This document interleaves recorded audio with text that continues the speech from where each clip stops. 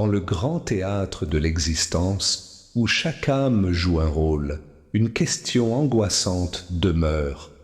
Et si l'on se perdait, pas seulement dans les méandres d'une ville inconnue, mais dans le désert de sa propre vie, loin de sa raison d'être, loin de son foyer. Le livre de Coy Roper, Chercher les âmes perdues, nous plonge au cœur de ce drame universel à travers les paraboles intemporelles de Luc 15. Il ne se contente pas de raconter une histoire. Il nous force à trouver notre place sur scène.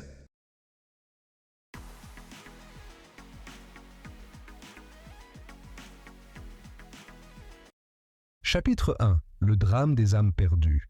Luc 15, versets 1 à 24. Imaginez une brebis inconsciente et indifférente qui s'éloigne de la sécurité du troupeau et de la protection de son berger.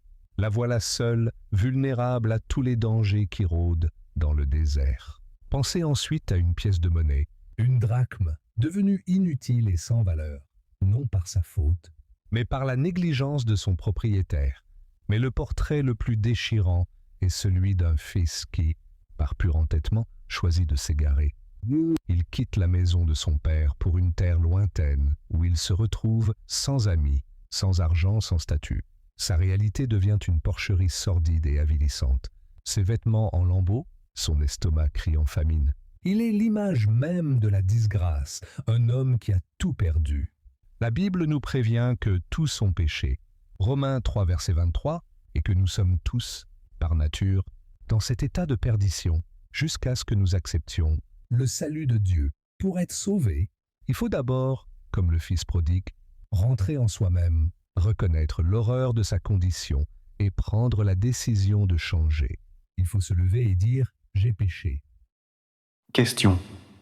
En regardant honnêtement votre vie, si vous vous sentez séparé de Dieu, ressemblez-vous plus à la brebis, égarée par négligence, à la pièce perdue par la faute d'un autre, ou au fils parti de son plein gré?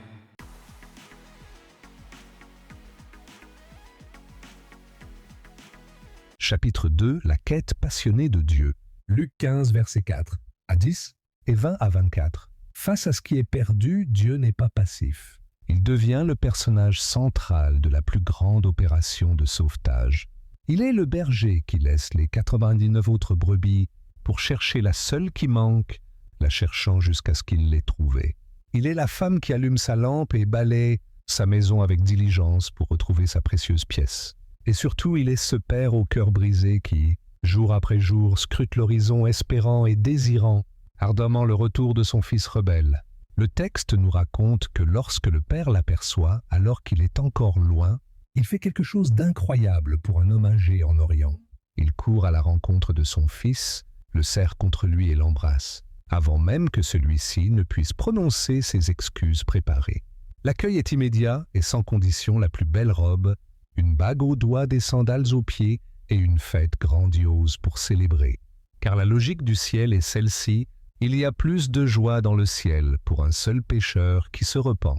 C'est vers ce Père que nous devons nous tourner en passant par le seul chemin qu'il a désigné, Jésus, qui a dit « Nul ne vient au Père que par moi ». Jean 14, verset 6. Question. Si vous croyez en cet amour de Dieu qui vous cherche activement, qu'est-ce qui vous empêche encore de faire un pas vers lui pour qu'il puisse courir à votre rencontre?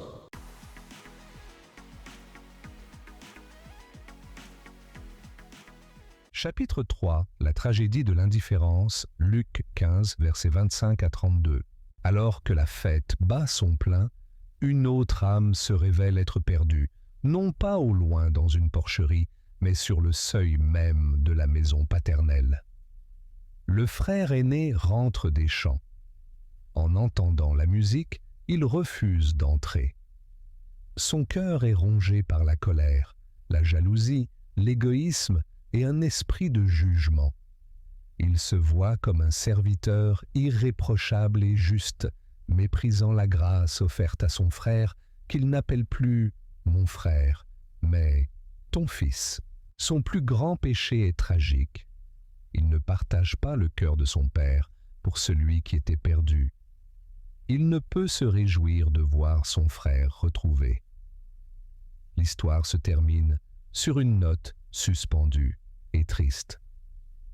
Malgré les douces supplications de son père qui sort pour l'inviter, le fils aîné reste dehors, perdu dans son amertume, absent des réjouissances. De 4 choses perdues, seules 3 ont été retrouvées. Question. Quand vous voyez quelqu'un qui, après une vie de péché, revient à Dieu et reçoit son pardon, votre première réaction est-elle la joie sincère de la fête ou le jugement froid et distant du frère aîné? Maintenant fais cette prière de pardon avec moi. Répète après moi. Père céleste, aujourd'hui, je reconnais que sans toi, je suis perdu. Comme la brebis, je me suis égaré, et comme le fils prodigue, j'ai vécu dans la porcherie du péché, loin de ton amour. Je te demande pardon. Merci, Père, parce que tu ne m'abandonnes pas à mon sort. Merci parce que tu me cherches avec passion et que tu attends mon retour avec un amour infini, prêt à courir à ma rencontre. Je choisis aujourd'hui de me lever et de revenir à la maison. Seigneur, je t'en supplie, garde mon cœur de la froideur du frère aîné. Ne me laisse jamais devenir indifférent à la joie de voir une âme retrouvée. Remplis-moi de ton amour pour ceux qui sont encore perdus, afin que je puisse participer à ta grande quête et me réjouir de tout mon être à chaque fois qu'un de tes enfants revient à la vie. Au nom de Jésus, Amen. Si vous avez aimé ce livre, laissez un commentaire. Et si vous voulez avoir ce livre gratuitement, écrivez livre en commentaire. À très bientôt.